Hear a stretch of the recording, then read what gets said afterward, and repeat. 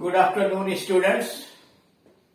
आज हम लोग इस वीडियो के माध्यम से कंपाउंड सेंटेंस क्या होता है और कॉम्प्लेक्स सेंटेंस क्या होता है, कैसे उसकी पहचान करेंगे, इसके विषय में जानकारी प्राप्त करेंगे। इसके पहले वाले वीडियोस के अंतर्गत आपको समझाया जा चुका है कि बनावट के आधार पर, कंस्ट्रक्शन के आधार पर वाक्य तीन प्रकार के होते हैं: सिंपल सेंटेंस, कंपाउंड सेंटेंस और कॉम्प्लेक्स सेंटेंस।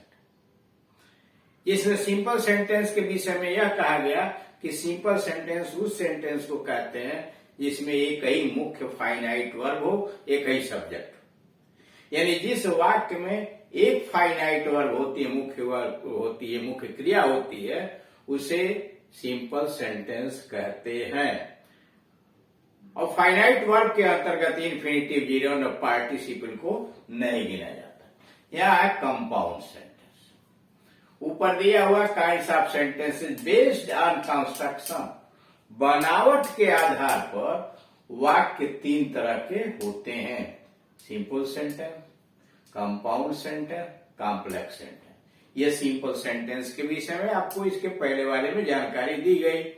अब एक कंपाउंड सेंटेंस, संयुक्त वाक्य। संयुक्त वाक्य वह वाक्य होता है जिसमें एक प्रिंसिपल की कम से कम एक कोऑर्डिनेट समान पदीय क्लास हो।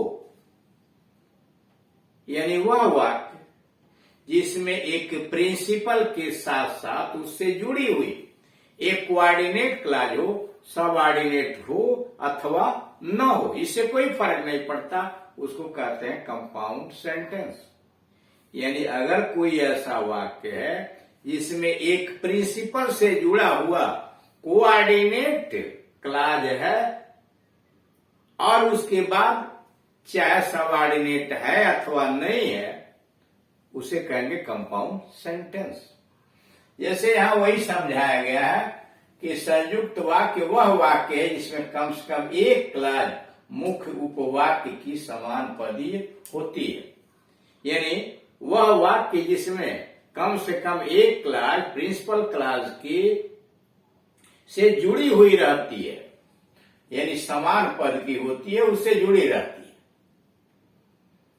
जैसे yesterday Hari came here but did not work. जैसे वाक्य दिया हुआ है स्टरडे हरी केम हियर, कल हरी यहां आया, but it did not work hard. इस वाक्य में स्टरडे हरी केम हियर, इस वाक्य में स्टरडे हरी केम हियर मुख्य उपवाक्य यानी प्रिंसिपल क्लास है, तथा but he did not work, लेकिन उसने काम नहीं किया, कोऑर्डिनेट क्लास है। यानी यह सेंटेंस इसलिए कंपाउंड कहलाएगा कि स्टरडे हरी केम हियर प्रिंसिपल हो गया, but he did not work यह हो गया कोऑर्डिनेट क्लास जो प्रिंसिपल से जुड़ा हुआ है, इसलिए इसको कहेंगे कंपाउंड सेंटेंस। वाक्य number 2, he put on his hat on, उसने अपनी टोपी पहनी, took walking stick, टहलने वाली छड़ी लिया, and went out, बाहर चला गया।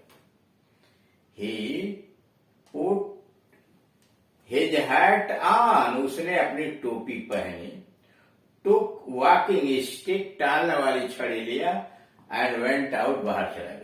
इस वाक्य में ही put his hat on principal clause, यानी इस वाक्य में ही put his hat on principal clause है।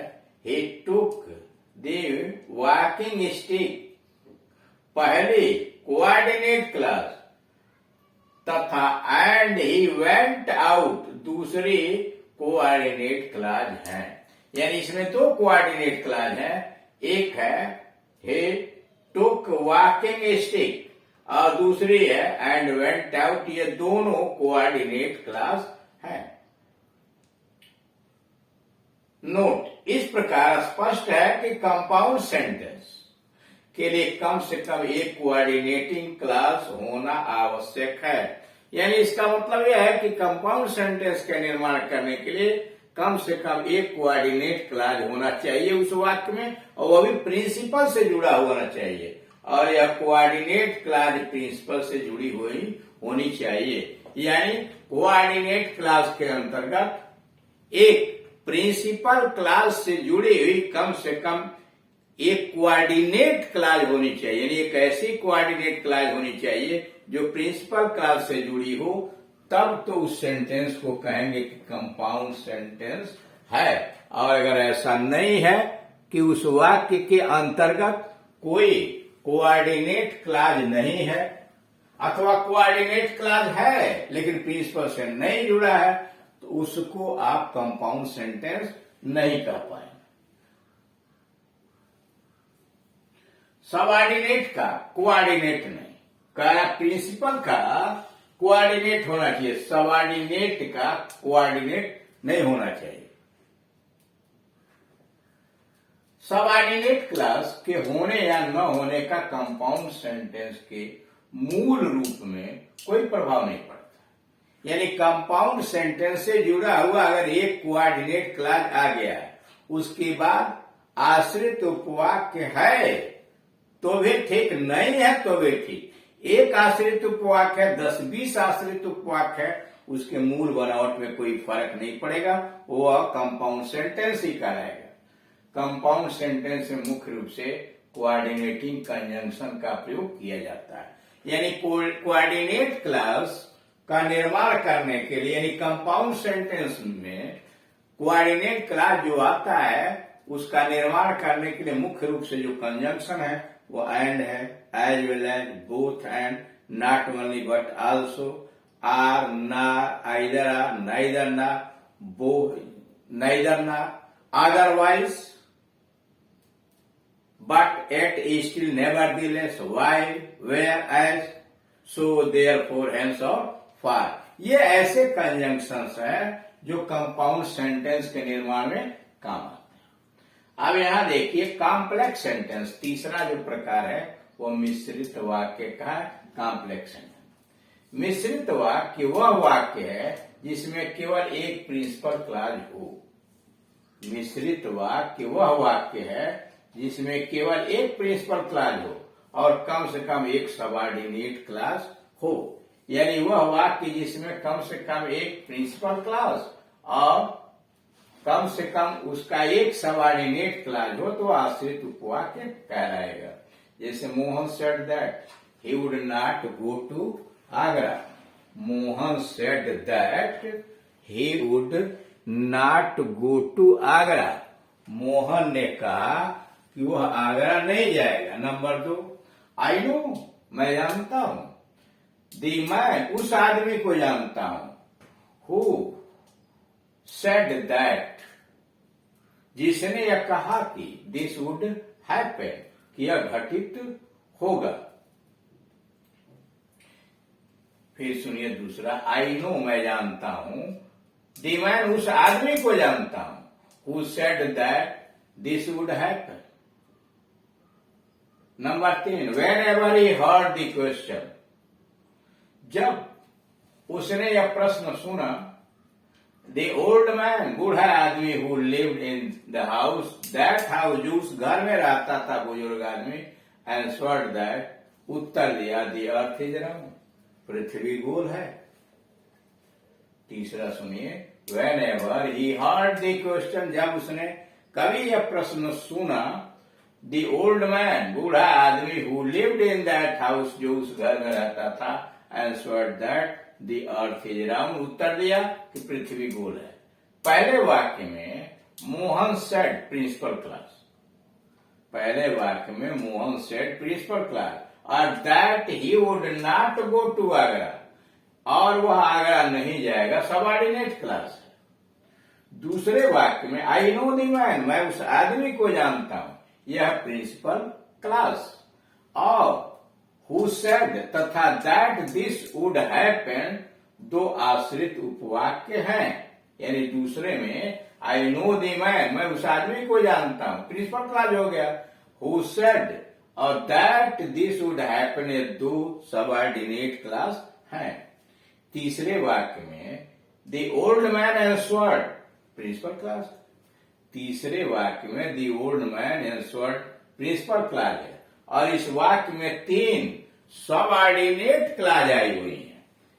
यानी इस वाक्य के अंतर्गत सबऑर्डिनेट क्लॉज यानी आश्रित उपवाक्य 3 आए हुए हैं। पहला है whenever he heard the question, जब कभी उसने प्रश्न सुना। यह क्या है? एडवर्ब क्लॉज है।